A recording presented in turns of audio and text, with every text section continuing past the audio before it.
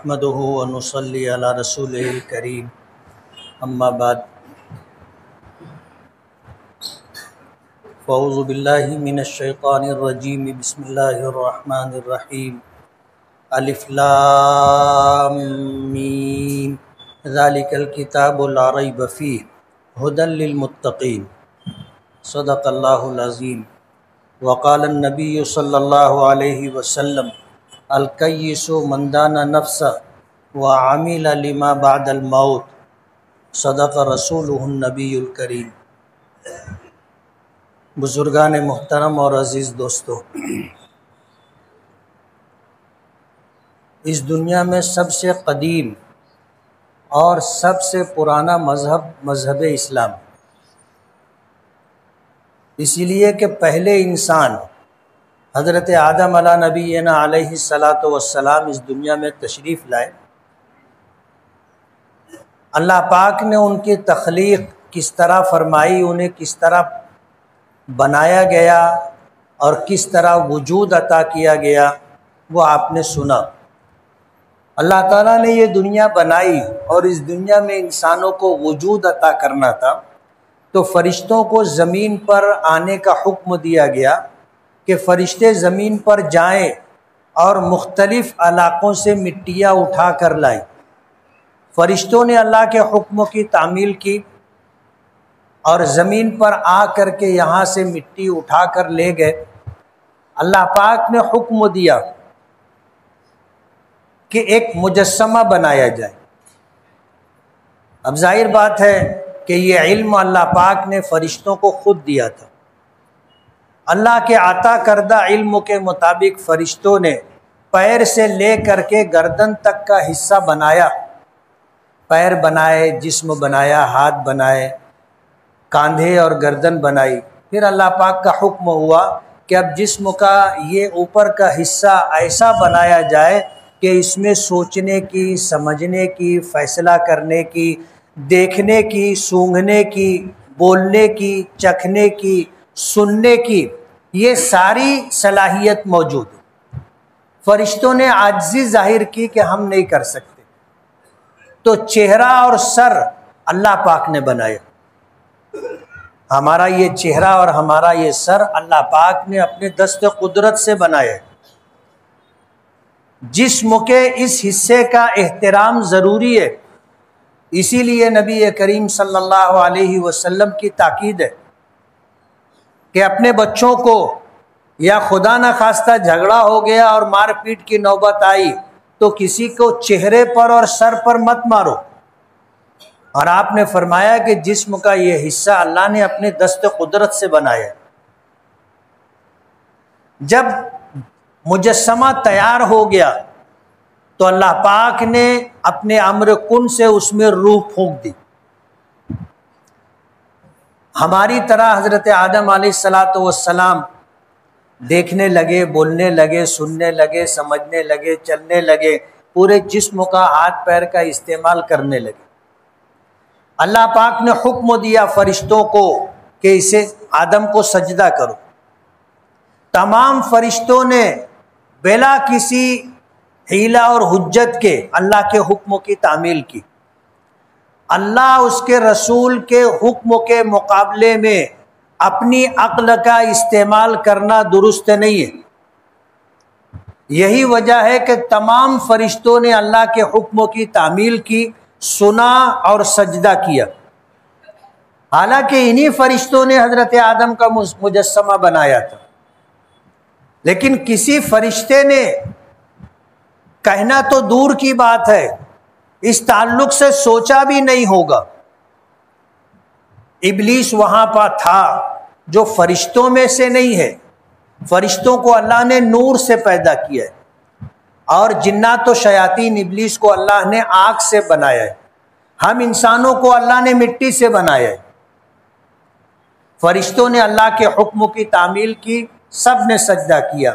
ابا واستکبر وکان من الکافرین، ابلیس نے انکار کیا اور تکبر دکھلایا اور انکار کرنے والوں میں سے تھا، اللہ کے حکم کی تعمیل سے اس نے انکار کیا۔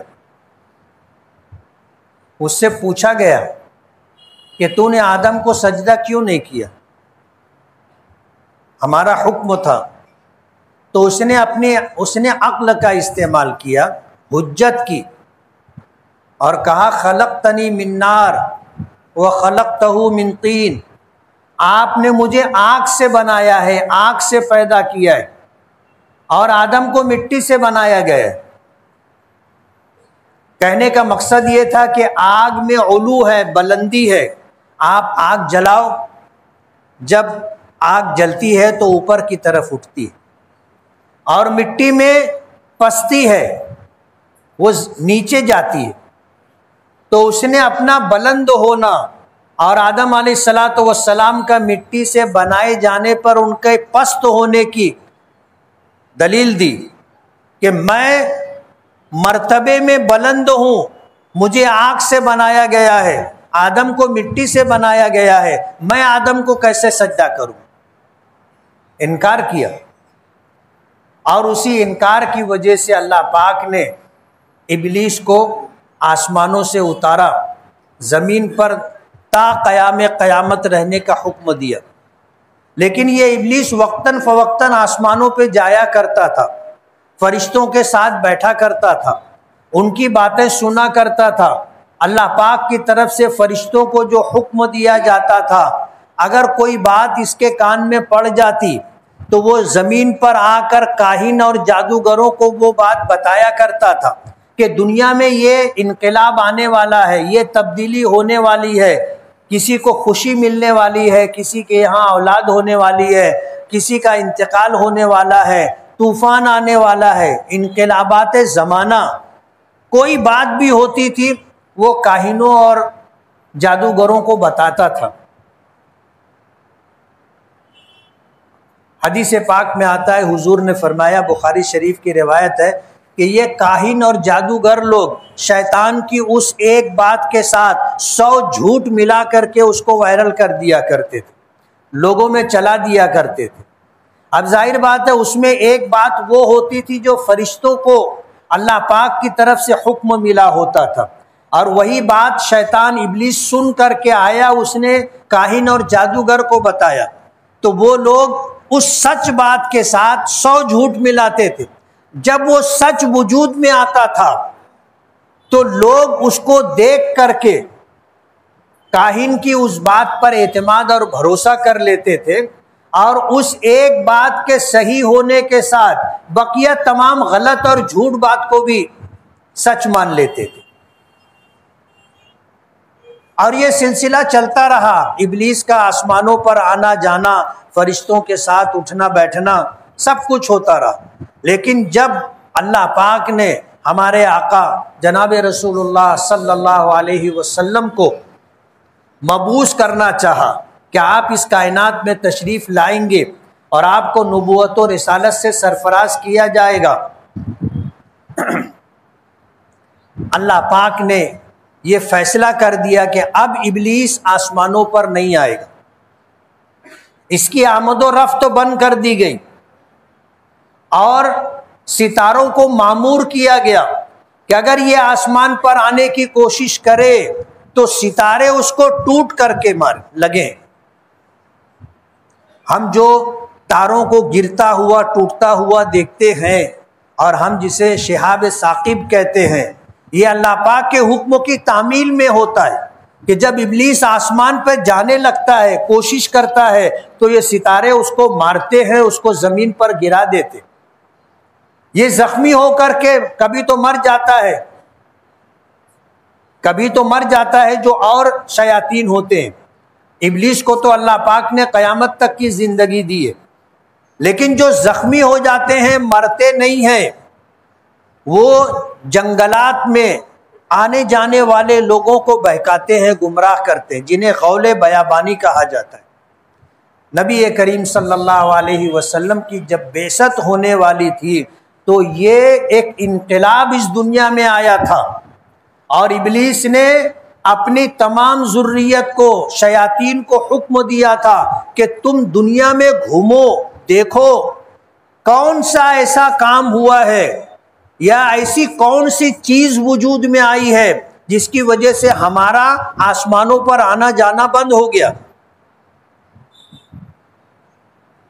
تو جنات و شیاطین کی جماعتیں پوری دنیا میں گھومتی رہی، پھرتی رہی اور اس بات کو تلاش کرتی رہی کہ کیا ہوا ہے جس کی وجہ سے اب ہمارا آسمانوں پر آنا جانا بند ہو گیا۔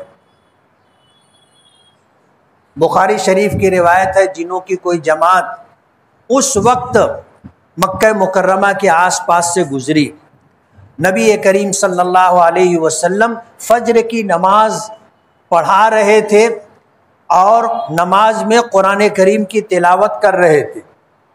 قریب کے درخت پر جنوں کی وہ جماعت موجود تھی، انہوں نے قرآن کریم کو سنا اور وہ یہ سمجھ گئے کہ یہی وہ چیز ہے جس کی وجہ سے ہمارا آسمانوں پر آنا جانا بند کر دیا گیا۔ تفصیلی روایت ہے، بخاری شریف میں امام بخاری رحمۃ اللہ علیہ نے ذکر فرمائی، حضور پاک صلی اللہ علیہ وسلم کے پاس جنوں کی جماعتیں آئی۔ جیسے ہم انسان ہیں، ہم میں مسلمان بھی ہیں، اللہ کو، اللہ کے رسولوں کو، قرآن کریم کو، دیگر ان تمام چیزوں کو جس کو ایمانیات کہا جاتا ہے ہم مانتے، اس پر یقین رکھتے۔ لیکن انسانوں میں ایسے لوگ بھی ہیں جو اللہ کو نہیں مانتے، دہریہ اور ناستک کہلاتے۔ ایسے لوگ بھی ہیں جو انبیاء کرام کو نہیں مانتے، قرآن کریم کو نہیں مانتے، مشرک بھی ہیں، کافر بھی ہیں۔ اسی طرح جنوں میں بھی، شیاطین میں بھی اہل ایمان بھی ہیں اور مشرک و کافر بھی ہیں۔ ہم جس طرح 5 وقتہ نماز پڑھتے ہیں، ہمارے ساتھ وہ جن لوگ بھی نماز پڑھتے ہیں جو اہل ایمان، ہمیں نہیں دکھائی دیتے۔ وجہ اس کی یہ کہ اللہ نے ہمیں اشرف المخلوقات بنایا ہے، یہ جنات و شیاطین ہم سے ڈرتے ہیں، اسی لیے ہمارا سامنا نہیں کرتے۔ رہتے ہیں، ہو سکتا ہے آج اس مسجد میں بھی موجود ہوں، نماز جمعہ کے لیے آئے ہوں، لیکن آزو بازو میں ہم کو دکھتے نہیں ہیں۔ لیکن ہمارے بازو میں بیٹھا ہوا جو آدمی ہے وہ انسانی شکل میں جن بھی ہو سکتا ہے، ہم اس کو انسان سمجھتے، وہ جن بھی ہو سکتا ہے۔ اللہ نے انہیں یہ قدرت دی ہے کہ وہ نبی کریم صلی اللہ علیہ وسلم کی شکل و شباہت تو اختیار نہیں کر سکتے، لیکن پوری دنیا میں جس کی شباہت اختیار کرنا چاہیں اس کی شباہت اختیار کر سکتے۔ اور بسا اوقات ایسا ہوتا بھی ہے، ہم کسی شخص کو کہیں دیکھتے ہیں اور اس سے جب کبھی ملاقات ہوتی ہے، تذکرہ ہوتا ہے، کہتے ہیں تم بھی تو تھے، تو وہ سوچنے پہ مجبور ہو جاتا ہے کہ فلاں پروگرام میں تو میں تھا نہیں، انہیں میں نے خود دیکھا تھا آپ تھے، تو کہتا ہے میں تو تھا ہی نہیں، مجھے تو اس پروگرام کا پتہ بھی نہیں، میں تو گیا بھی نہیں تھا۔ تو وہ ہماری شکل اختیار کر سکتے ہیں۔ اہل ایمان ہے، نماز کے لیے مسجدوں میں آتے ہیں، باجماعت نماز پڑھتے، اسی لیے جب نماز پڑھی جاتی ہے، امام صاحب سلام پھیرتے ہیں تو سلام کے وقت سلامتی کی دعا کن لوگوں کے لیے ہے نیت کی جاتی ہے۔ ہم سیدھی طرف سلام پھیرتے ہیں تو جتنے مصلی ہیں دائیں طرف اور ان کے ساتھ جتنے اہل ایمان جنات ہیں ان کے لیے اور فرشتوں کے لیے ہم سلامتی کی دعا کرتے۔ جب ہم کہتے ہیں السلام علیکم ورحمۃ اللہ، کہ اللہ پاک کی طرف سے سلامتی اور رحمتوں کا نزول ہو، تو یہ کس کے لیے؟ فرشتوں کے لیے، انسانوں کے لیے، نماز میں شریک جناتوں کے لیے۔ ہماری یہ نیت ہونی چاہیے۔ ہم جب بائیں طرف سلام پھیریں تو اس میں بھی یہ نیت ہونی چاہیے کہ جتنے فرشتے، جتنے انسان اور جتنے جنات بائیں طرف ہیں ان تمام کے لیے یہ دعا کہ اللہ پاک کی طرف سے آپ پر سلامتی اور رحمتوں کا نزول۔ اسی لیے ہمیں یہ حکم دیا گیا ہے کہ اب ہم جب کسی مکان میں جائیں مکان میں جائیں، ہمیں معلوم ہو نہ معلوم ہو کہ یہاں کوئی ہے یا نہیں ہے، ہم نے تالا کھولا، ظاہر بات ہے کہ ہمارا مکان ہو سکتا ہے، گوداؤن ہو سکتا ہے، کارخانہ ہو سکتا ہے، اور بھی کوئی عمارت ہو سکتی ہے، ہمیں معلوم ہے اندر کوئی نہیں ہے، لیکن ہمیں سلام کرنے کا حکم دیا گیا کہ السلام علینا وعلی عباد اللہ الصالحین، کہ سلامتی ہم پر بھی ہو اور ان تمام لوگوں اللہ کے نیک بندوں پر جو یہاں ہیں۔ آپ سلام کرو کسی ویران گھر میں، کسی تعمیر میں جا کر کے، ہو سکتا ہے وہاں دوسری مخلوق ہو، آپ سلام کر لو گے، وہ آپ سے مانوس ہو جائیں گے، وہ سمجھ جائیں گے کہ یہ ہمارے دشمن نہیں ہے، ہمارے خیرخواہ ہیں، ہمارے لیے دعا گو ہے کہ انہوں نے ہمارے لیے سلامتی کی اور رحمت کی دعا کی ہے۔ اسی لیے کوئی نہ بھی ہو تو مکان میں داخل ہوتے ہوئے سلام کرنا چاہیے، السلام علینا وعلی عباد اللہ الصالحین۔ اگر وہاں کوئی دوسری مخلوق ہوگی تو آپ کو انشاءاللہ تکلیف نہیں دے گی، لیکن جواب اگر سنائی دے تو گھبرانا نہیں، ہو سکتا ہے وہ آواز سے جواب دے دے، ہم نے سلام کیا ہے، جواب دیں گے وہ، لیکن ہم کبھی سن نہیں پاتے، لیکن اگر وہ سنانا چاہیں آواز سے جواب دے دے تو سنائی دیتا ہے، گھبرانے کی کوئی بات نہیں۔ وہ مخلوق ہم سے ڈرتی ہے، اللہ نے ہمیں اشرف المخلوقات بنائے۔ چھپتا کون ہے؟ چھپتا وہ ہے جو ڈرتا ہے، لیکن جب ہم ڈر جاتے ہیں تو پھر وہ ڈرانے لگ جاتے۔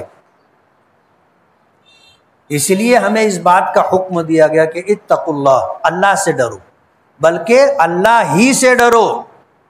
سبب کے درجے میں جو خوف ہوتا ہے اس کی حیثیت الگ ہے، لیکن عقیدے کے اعتبار سے آدمی کو صرف اللہ سے ڈرنا چاہیے، اس لیے کہ اس کائنات میں متصرف اللہ کی ذات ہے، اللہ کی مرضی کے بغیر کچھ بھی نہیں ہوتا، جو ہوتا ہے اللہ کی مرضی سے ہوتا ہے، جو بھی ہوتا ہے اللہ کی مرضی سے ہوتا ہے۔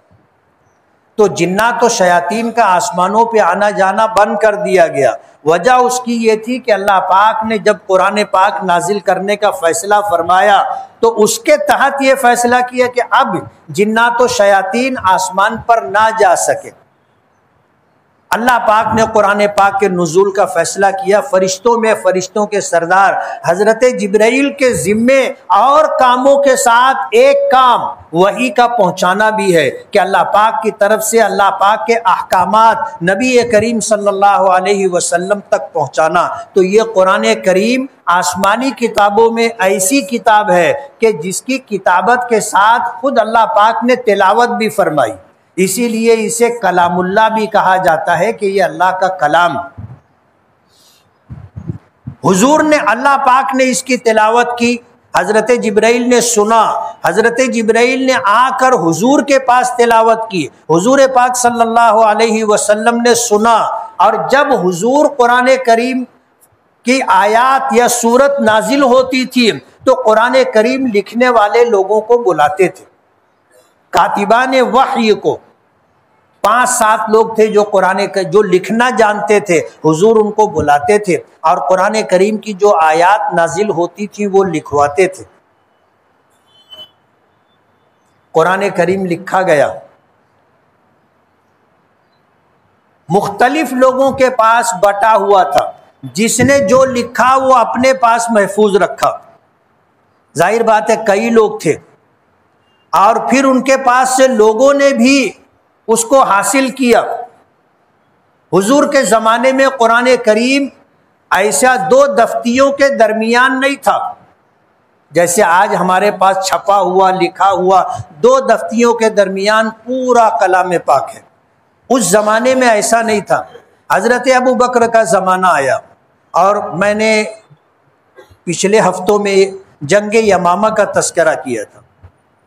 ایک جنگ ہوئی حضرت ابو بکر صدیق کے زمانے میں، مسلمہ کذاب سامنے والے لشکر میں تھا، اس نے نبوت کا دعویٰ کیا تھا، نبوت کا دعویٰ کیا، حضور کے پاس آیا، ملاقات کیا، اور اس نے کہا کہ میں ایمان قبول کر لوں گا، لیکن شرط یہ ہے کہ آپ کے بعد آپ کی جگہ میں اللہ کا نبی رہوں گا۔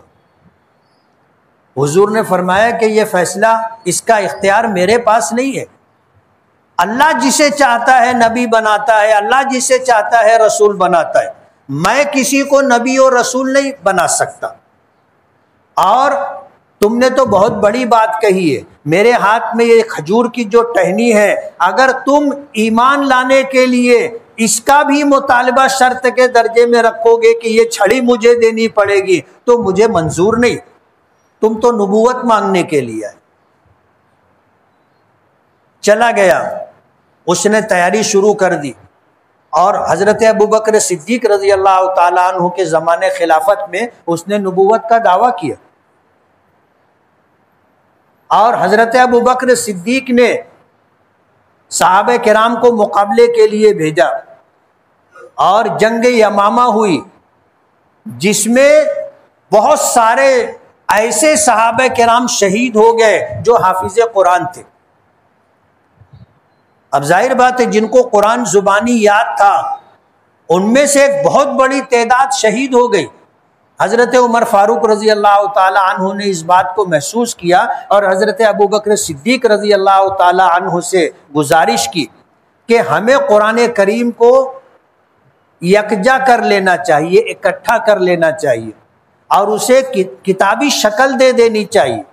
اگر اسی طرح دو چار جنگیں اور ہو گئی اور پھر اس میں اس طرح حفاظ کرام شہید ہو گئے تو قرآن کریم کے ضائع ہونے کا اندیشہ ہے۔ حضرت ابوبکر صدیق کہنے لگے کہ عمر، جو کام میرے پیش رو ہمارے آقا نبی کریم صلی اللہ علیہ وسلم نے نہیں کیا ہم کیسے کریں گے؟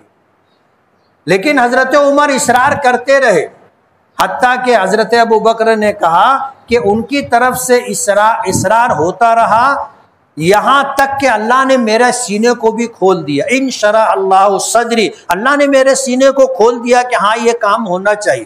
حضرت زید ابن ثابت، ابی ابن کعب، 6 صحابہ کرام کو بلایا گیا جو قاری قرآن کے نام سے جانے جاتے تھے، جنہیں حافظ قرآن بھی تھے اور قرآن کریم کے علوم سے واقف بھی تھے۔ ان کو ذمہ داری دی اور ان کو پابند کیا کہ اب قرآن کریم کو اکٹھا کرو۔ قرآن کریم کو اکٹھا کیا گیا۔ یہ حضرت ابوبکر صدیق رضی اللہ تعالی عنہ کے دور کا بہت بڑا کارنامہ۔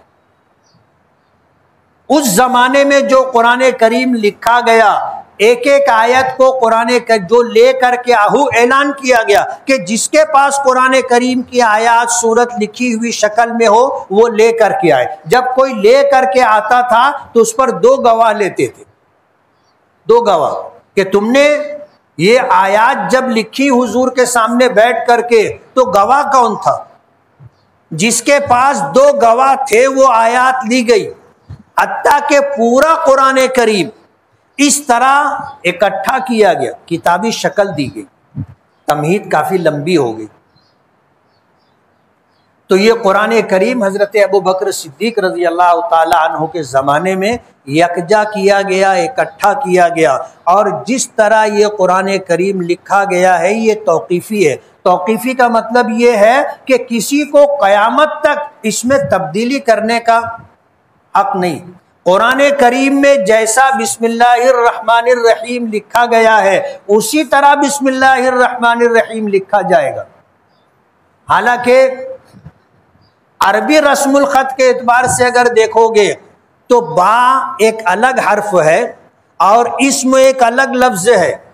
لکھا جائے گا تو با کے بعد الف لکھا جائے گا، پھر سین اور میم لکھا جائے گا، یعنی اسم اسی کے ساتھ با کو جوڑ دیا گیا، یہ بسم ہوا، الف نہیں پڑھا جائے گا۔ لیکن قرآن کریم میں الف کے ساتھ بسم اللہ نہیں لکھا ہے، اس لیے قیامت تک کسی کو اجازت نہیں ہے کہ وہ اس میں تبدیلی کرے۔ تو اس کا رسم الخط بھی توقیفی ہے، جیسا ہے قیامت تک ویسا ہی رہے گا، اس میں تبدیلی کا حق کسی کو نہیں ہے۔ یہ تو لفظ الفاظ کی بات ہو گئی۔ قرآن کریم کے جو معانی و مفاہیم ہیں اس میں بھی پھیر بدل کی کسی کو اجازت نہیں۔ بڑے سے بڑا عالم ہوگا، تنہا ہو یا اکیڈمی ہو، کسی کو اجازت نہیں ہے قرآن کریم میں کسی طرح کے تصرف کی۔ یہ آسمانی کتاب ہے اور قیامت تک اسی طرح من و عن رہے گی۔ اس کی تلاوت کرنا، اس کو لکھنا، اس کو پڑھنا، اس کے احکامات پر عمل کرنا تمام مسلمانوں کی ایمانی ذمہ داری ہے، اور یہ کتاب ہدایت ہے، اس میں کسی طرح کا کوئی شک شبہ نہیں ہے۔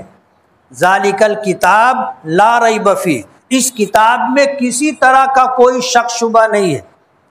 اگر کوئی شک شبہ کرتا ہے تو اس کا ایمان داؤ پر ہے، ایمان داؤ پر ہے اس کا۔ پوری امت کا قرآن کریم کے رسم الخط کے توقیفی ہونے پر، اس کے معنی و مفاہیم کے متعین ہونے پر اجماع ہے۔ اسی لیے کسی مفسر کو اس کی اجازت نہیں ہے کہ وہ اپنی طرف سے قرآن کریم کی کوئی تفسیر کرے، جس کو تفسیر بالرائے کہا جاتا ہے، کہ اپنی رائے سے قرآن کریم کی آیت کا ترجمہ اور تفسیر کر لینا نہیں۔ ہمیں نبی کریم صلی اللہ علیہ وسلم نے قرآن کریم کے آیات کے جو معنی و مفاہیم بتائے ہیں اور صحابہ کرام کے ذریعے ہم تک پہنچے ہیں، وہی متعین ہے۔ ہم اپنی طرف سے کوئی تفسیر نہیں کر سکتے، اس کو تفسیر بالرائے کہا گیا۔ نبی کریم صلی اللہ علیہ وسلم نے منع فرمایا کہ آج تم جو بات کر رہے ہو سکتا ہے وہ ان معانی و مفاہیم سے مطابقت رکھتی ہو جو حضور اور صحابہ سے ہم تک پہنچائے، لیکن تمہارا یہ طریقہ غلط ہے۔ آج اگر تمہاری بات صحیح ہے تو کل غلط بھی ہو سکتی ہے۔ تو قرآن کریم میں تم اپنی رائے سے، اپنی عقل استعمال کر کے کوئی معنی متعین کرنا چاہو جو اللہ کے رسول صلی اللہ علیہ وسلم اور صحابہ کرام سے منقول معنی و مفاہیم سے مطابقت نہ رکھتا ہو تو وہ رد ہے، مانا نہیں جائے گا۔ آج کی یہ بات میں نے بہت آسان کر کے آپ کو بتائی تاکہ قرآن کریم کی تاریخ آپ کو معلوم ہو جائے۔ حضرت ابو بکر کے زمانے میں جو قرآن لکھا گیا تھا، حضرت عثمان غنی کے زمانے میں اسی قرآن کو سامنے رکھ کر کے اس کے 7 نسخے تیار کیے گئے اور تمام عالم میں بھیجا گیا اور حکم دیا گیا کہ اب اسی کے مطابق قرآن کریم لکھا جائے گا اور اسی کے مطابق پڑھا جائے گا۔ باقی جتنا لوگوں کے پاس لکھا ہوا ہے کہا کہ اس کو ضائع کر دو، اگر وہ رہے گا تو اختلاف پیدا ہو سکتا ہے۔ جس کے پاس جو ہے سب ضائع کر دو، اب جو ہوگا اسی قرآن پاک کے نسخے کے متعلق ہوگا۔ وہی قرآن آج ہمارے پاس ہے اور ہمارا اس پر ایمان ہے کہ یہ کتاب الہی ہے، یہ کلام الہی ہے۔ اس کی تعلیم مدرسوں میں دی جاتی ہے۔ آج کی میری بات سے شاید آپ نے اندازہ کیا ہوگا کہ علم دین کس کو کہتے ہیں اور تاریخ دین کس کو کہتے ہیں۔ قرآن کریم کی مختصر سی تاریخ میں نے ذکر کی کہ آپ کو سمجھ میں آئے۔ مدارس دینیہ میں اسی بات کی تعلیم دی جاتی۔ یہ اسلامی قلعے ہیں، قرآن کریم کی حفاظت، قرآن کریم کی تشریح اور توضیح میں نبی کریم صلی اللہ علیہ وسلم نے جو ارشادات فرمائے جسے حدیث کہا جاتا ہے، اسی کو ہم مدرسوں میں پڑھتے ہیں اور اسی کو مدرسوں میں پڑھایا جاتا ہے۔ اللہ کا بے پناہ احسان ہے ہم ہندوستانیوں پر کہ ہم سرکاری سرپرستی کے بغیر اپنے مدرسے چلاتے ہیں، اور ہمارے اکابرین اور بزرگوں کا فیصلہ ہے کہ ہم مدرسوں میں سرکار کی کوئی مدد نہیں لیں گے۔ مدرسہ بورڈ بنا کر کے یو پی اور بہار میں تھا، پورے ہندوستان میں، لیکن یو پی اور بہار کے لوگوں نے مدرسہ بورڈ سے اپنے آپ کو جوڑا۔ سرکار کی طرف سے آپ کو سائنس سے پڑھانا پڑے گا، جغرافیہ پڑھانا پڑے گا، آپ کو لسانیات میں مراٹھی، ہندی، انگلش پڑھانی پڑے گی، تھوڑے دنوں میں سنسکرت بھی آ جائے گی کہ آپ کو وہ بھی پڑھانی پڑے گی۔ سرکار تنخواہ دے رہی تھی، یہ مدرسہ بورڈ سے جڑے ہوئے تھے۔ کہتے نا کہ خدا شر برانگیزد کہ خیر ما دراں باشد، کوئی ایسی چیز وجود میں آتی ہے جس کو ہم سمجھتے ہیں کہ یہ تو بہت برا ہوا، لیکن اس میں خیر ہوتی۔ مدرسہ بورڈ سے مدرسے کے لوگ نہ جڑیں، یہ ہمارے اکابرین اور بزرگوں کا فیصلہ تھا۔ بہت سارے لوگوں نے نہیں مانا، مدرسہ بورڈ سے جڑ گئے، موٹی موٹی تنخواہ لیتے رہے۔ اب یوگی سرکار جب آئی تو ان کو دن میں تارے دکھنے لگے نا۔ ظاہر بات ہے سرکار سے تنخواہ لے رہے ہو تو سرکار کی بات بھی ماننی پڑے گی۔ 15 دن پہلے اخبارات میں خبر آپ نے پڑھی ہوگی کہ یو پی کے 552 مدرسوں نے اپنا رجسٹریشن واپس کر دیا کہ ہم کو مدرسہ بورڈ سے جڑ کر کے نہیں رہنا ہے، ہم اپنا مدرسہ خود چلائیں گے۔ مہاراشٹر میں بھی سرکار یہی کر رہی ہے۔ 2009 سے 14 کے درمیان مدرسہ بورڈ کا پروگرام رکھا، مہاراشٹر بھر کے مدرسوں کے ذمہ داران کو جمع کیا، 150-200 لوگ آئے تھے، اس وقت میں MLA تھا، میں بھی موجود تھا۔ سرکار 2 لاکھ روپیہ مدرسوں کو دے گی یہ اعلان کیا، بہت سارے لوگوں نے تائید کی، بہت سارے لوگوں نے مخالفت کی، لیکن کھل کر کے مخالفت نہیں کی، میں انتظار کرتا رہا۔ ہوتا کیا ہے، بعض لوگوں کو جلدی بولنا رہتا ہے، وجہ اس کی ہوتی ہے کہ بعد میں بولنے کے لیے کچھ بچتا نہیں، پہلے جو لوگ کھڑے ہوتے ہیں وہ بول لیتے ہیں، بعد میں بولنے والے کے ذہن میں جو ہوتا ہے اب وہ بولا جا چکا وہ کیسے بولے۔ میں انتظار کرتا رہا، آخر میں سب کی نظریں میری طرف تھی، میں MLA بھی تھا، تو میں کھڑا ہوا، میں نے پہلا سوال یہ کیا کہ آج جو یہ IAS آفیسران کی زیر نگرانی مدرسہ بورڈ بنایا گیا اور 2 لاکھ روپیہ دینے کا اعلان کیا گیا، میں یہ پوچھنا چاہتا ہوں کہ سرکار مدرسوں کو یہ پیسہ کیوں دے رہی؟ سرکار کا پروگرام کیا ہے؟ سرکار کی نیت کیا ہے؟ ہم نے تو آپ سے مانگا نہیں ہے۔ تعلیم دینا سرکار کی ذمہ داری ہے کہ سرکار ٹیکس وصول کرتی ہے، لوگوں کو تعلیم فری میں دے، یہ سرکار کی ذمہ داری ہے۔ آج سرکار کی جو تعلیمی ذمہ داری ہے، پرائیویٹ اسکولوں کے کالجوں کی شکل میں لوگ کام کر رہے ہیں، وہ آپ سے گرانٹ مانگ رہے ہیں، آپ ان کو تو گرانٹ دے نہیں رہے، جو مانگ رہا ہے اس کو آپ نہیں دے رہے۔ ہم نے تو کبھی مانگا نہیں آپ سے، اور ایسا بھی تو نہیں ہے ہم آپ کے داماد ہیں کہ آپ ہم کو بلا کر کے دے رہے ہو۔ تو میرا پہلا سوال یہ ہے کہ سرکار مدرسوں کو گرانٹ کیوں دینا چاہتی؟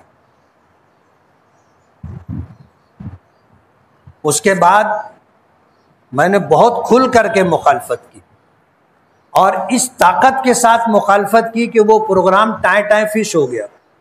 لیکن آج کی سرکار وہ 2 لاکھ روپئے کے پروگرام کو 10 لاکھ کی شکل دے رہی ہے نا، کہ اب موجودہ حکومت مدرسوں کو 10 لاکھ دے گی، تو اب مدرسوں میں سولار سسٹم لگانے کے لیے وہی 10 لاکھ روپیہ آ رہا ہے۔ ہماری بدنصیبی یہ ہے کہ ہم اپنی مسجدوں کو بھی مدرسوں کے نام سے چلاتے، یہ مدرسوں کو دی جانے والی اسکیم ہے کہ آپ کو 10 لاکھ دیا جائے گا، آپ سولار لگاؤ، یہ ہمارے مدرسوں میں گھسنے کا راستہ بنایا جا رہا ہے۔ آپ سمجھ رہے ہو، یو پی اور بہار کے لوگ پٹ پٹا کر کے اپنا رجسٹریشن واپس کر رہے ہیں۔ آگے سرکار یہ دینے کے لیے سرکار سب کچھ مانگ رہی ہے نا، نام کیا ہے، زمین کتنی ہے، ملکیت کتنی ہے، بجٹ کتنا ہے، سال کی آڈٹ رپورٹ ہے کہ نہیں ہے، یہ سارا آپ کا بیوڑا لے لے گی، اور 10 لاکھ روپیہ دے کر کے کروڑوں کی آپ کی ملکیت سرکار جمع کرے گی۔ وقف کے تعلق سے تو مصیبت کیا آئی ہوئی ہے آپ کو پتہ ہے۔ جمعیت علماء سلیمانی چوک کی طرف سے کل وقف کے عنوان سے تمام مدارس، مساجد، مکاتب، درگاہیں سب کو جو ہے قبرستانوں کے ذمہ داروں کو جمع کرنے کا، اور ان کے سامنے اس وقف ترمیمی بل کے تعلق سے وضاحت دینی ہے کہ سرکار کیا کرنا چاہتی ہے۔ سرکار اسی طرح ہماری مسجدوں میں اور مدرسوں میں گھسنے کا پروگرام بنائے ہوئے،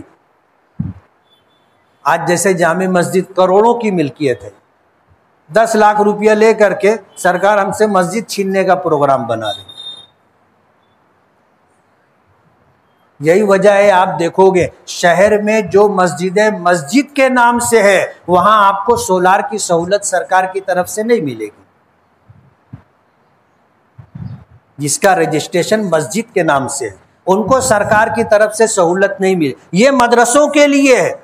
لیکن ہمارے یہاں مسجدوں کا رجسٹریشن مدرسے کے نام سے، کل 10 لاکھ روپیہ دینے کے بعد انکوائری کے لیے آئیں گے تو ظاہر بات ہے ہم تو مسجد دکھائیں گے نا. 420 کا کیس بن سکتا ہے ہم پر کہ تم نے مدرسے کے نام سے پیسہ لیا اور مسجد میں استعمال کر رہے. اس لیے موجودہ سرکار کے عزائم اور ارادے اچھے نہیں ہیں. آج اس وقت مدرسہ تجوید القرآن کی طرف سے وہاں کے ذمہ داران چندے کے لیے آئے. میں اپنی مسجد کے ذمہ داروں کا بہت بہت شکر گزار، انہیں مبارکباد دیتا ہوں کہ پورے شہر میں کسی مسجد نے یہ پروگرام نہیں بنایا، لیکن اس مسجد میں مشورے سے اس بات کو مان کر کے مہینے کا ایک جمعہ مدرسے کے چندے کے لیے رکھا ہے.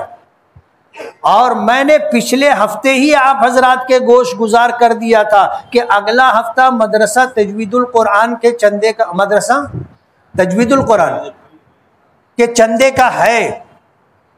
آپ لوگ جب کپڑا بدلے تو اتارے ہوئے کپڑے میں سے پیسہ نکال کر پہنے ہوئے کپڑے میں ڈال کر کے آئے. ایسا نہ ہو کہ کپڑا پیسہ اتارے ہوئے کپڑے کی جیب میں رہ جائے. اور وہ جو ایک واقعہ میں نے سنایا تھا، جب ڈبہ مسجد کا گھومنے لگا تو ایک صاحب نے جیب میں ہاتھ ڈالا، نکالا اور نکال کر کے 10 کا ایک ڈالر ڈبے میں ڈالا، ٹن سے آواز آئی. پیچھے سے ایک آدمی نے 2000 کا نوٹ دیا تو اس آدمی نے 2000 کا نوٹ لیا اور یہ سمجھا کہ ڈبے میں ڈالنے کے لیے ہے تو اس نے ڈبے میں ڈال دیا. تو پیچھے والے نے بتایا کہ آپ جیب میں ہاتھ ڈالے نکالے تو یہ 2000 کا نوٹ باہر گر گیا تھا. اچھا تعاون کرو مدرسوں کا. ہم سرکار کی سرپرستی کے بغیر مدرسہ چلاتے، ہمیں سرکار کا کوئی تعاون نہیں چاہیے. یہ ہمارے لیے سعادت اور خیرخواہی اور بھلائی کی بات ہے. اللہ کے راستے میں جو خرچہ کر دیا وہ مال اپنا، اور جو چھوڑ گئے وہ دوسروں کا. اس لیے اگر آج آپ کے پاس اللہ کا دیا ہوا ہے تو اس کو اپنا بنانے کے لیے مسجد کی تعمیر میں، مدرسوں کے چندے میں اور خیر اور بھلائی کے کاموں میں فی سبیل اللہ آپ خرچہ کرو. جو خرچہ کرو گے وہ آپ کا، جو نہیں خرچہ کرو گے، گڈی اور بنڈل بنا بنا کر کے رکھو گے، آنکھ بند ہو جائے گی، وہ سب پیسہ دوسروں کا، وارثوں کا ہے، آپ کے ساتھ قبر میں نہیں جائے گا. وصیت بھی اگر کر دو گے تو مانی نہیں جائے گی. تم بولو گے 10 لاکھ روپیہ قبر میں میرے ساتھ رکھ دینا، آپ پوچھ لو مفتیان کرام سے، اجازت نہیں ملے گی آپ کو. اللہ کے راستے میں خرچ کرو. انفقوا مما رزقناکم، یعنی جو تم خرچ کرو گے تمہارا اور تمہارے باپ کا نہیں ہے. اللہ پاک فرماتے ہیں رزقناکم، ہم نے تم کو دیا ہے. تو جو اللہ نے ہم کو دیا ہے اللہ اس میں سے ہم سے مانگ رہے. جیسے ہم بچوں کو دیتے ہیں اور بچوں سے بولتے ہیں کہ، تو بچے بھی نہیں دیتے. آپ دیں گے کہ نہیں دیں گے؟ تو میں نے پچھلے ہفتہ اعلان کیا تھا مدرسہ تجوید القرآن کے ذمہ داران آئے ہیں. یہ مدارس ہمارے اسلامی قلعے ہیں جہاں قرآن و حدیث کی تعلیم دی جاتی ہے. ان مدرسوں کا وجود اور بقا ہم مسلمانوں کے وجود اور بقا کا ضامن. تو مدرسہ تجوید القرآن کے ذمہ داران آئے ہیں. آپ جب نماز سے فارغ ہوں گے تو ہم نے مسجد کا چندہ اس ہفتہ نہیں رکھا ہے. جب مدرسے کا چندہ ہوتا ہے ہم مسجد کا چندہ نہیں کرتے. آپ اچھا تعاون کریں، اچھا تعاون کریں اور انشاءاللہ یہ آپ کا دیا ہوا کل آپ کو کام آئے گا. وآخر دعوانا ان الحمد للہ رب العالمین.